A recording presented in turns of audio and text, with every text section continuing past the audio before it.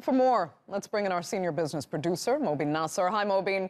It's only been a matter of minutes since his presentation concluded, but what's the consensus so far? Did investors hear what they were hoping for, and can we expect the lira to strengthen now?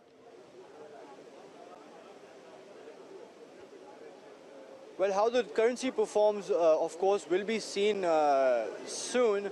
However, there are some very credible points coming out of this, and prior to the announcement, the conversations that were taking place here were expecting the government to tighten its belt. We've had some detailed explanation of how that's going to happen.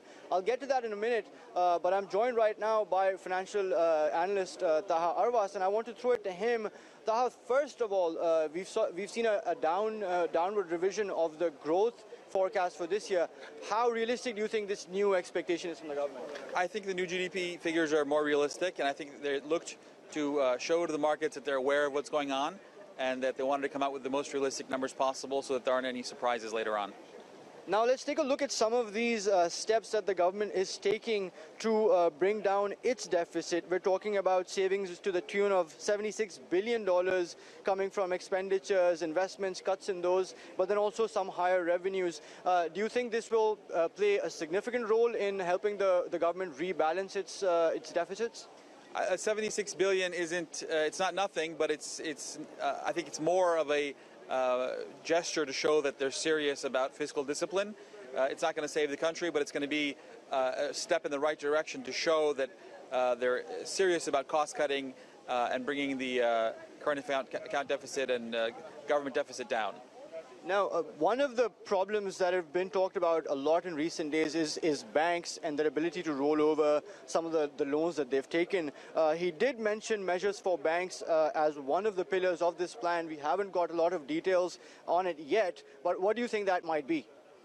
I mean, there weren't a lot of specifics in the presentation. I don't want to speculate as to what they may be. I think they might be coming up with some as we speak. I mean, there have been a lot of talk about a bad bank program, about taking some non-performing loans off the table, helping recapitalize banks that might have some problems. So I'm sure these type of situations, these type of discussions are going on.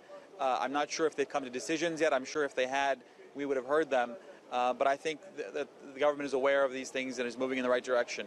And then, of course, right now the focus has been on the currency and on the pressure that the lira has been under. But this was supposed to be a medium-term plan.